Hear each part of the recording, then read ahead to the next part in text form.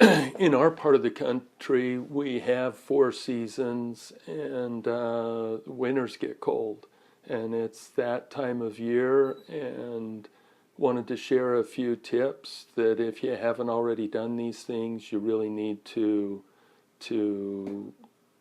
get on them to prevent freeze damage, which could lead to water damage and substantial costs or repairs. The Some of the things that are most susceptible are those that are outside or in the attic or exposed to those areas that do get down to, as cold as it is outside. So if your home has an evaporative cooler or swamp cooler, the water line goes up through the attic, which is not a heated space. It gets very cold. It's a small diameter line that's very susceptible to freezing. If you haven't already turned that supply water off to that line, then you need to do that, of course. It should have been done some time ago. Um, but besides just turning the water off, the supply off, that line needs to be drained. If the water's turned off, you're not going to get an immediate water damage. But if you don't drain the line and the water freezes in there, then the tube is split.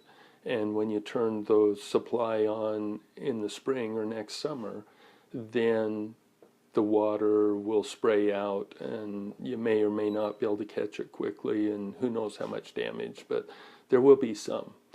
So it's pretty easy most of the time, because you don't have a lot of low spots or dead spots. You just disconnect both ends of the water line, and gravity will allow the water to drain out.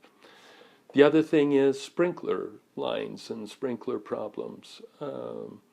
They're outside. If they're buried deep enough, they may be somewhat protected from freezing temperatures, but again, definitely turn off the supply, and there should be drainage valves built into the system. Open those so that they drain, and then ideally use compressed air to blow water out of any of the settled lower spots to fully protect the system.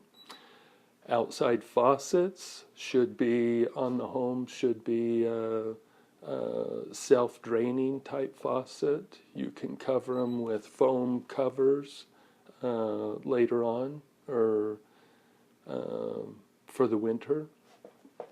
Those help, but that's about the extent of the protection you can take on those.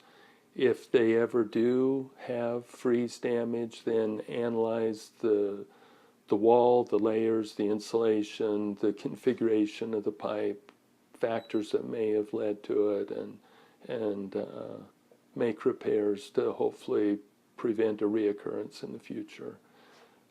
But those areas that are exposed to attic and outside are always going to be susceptible to those really cold freezing temperatures, and account for a lot of water damage events.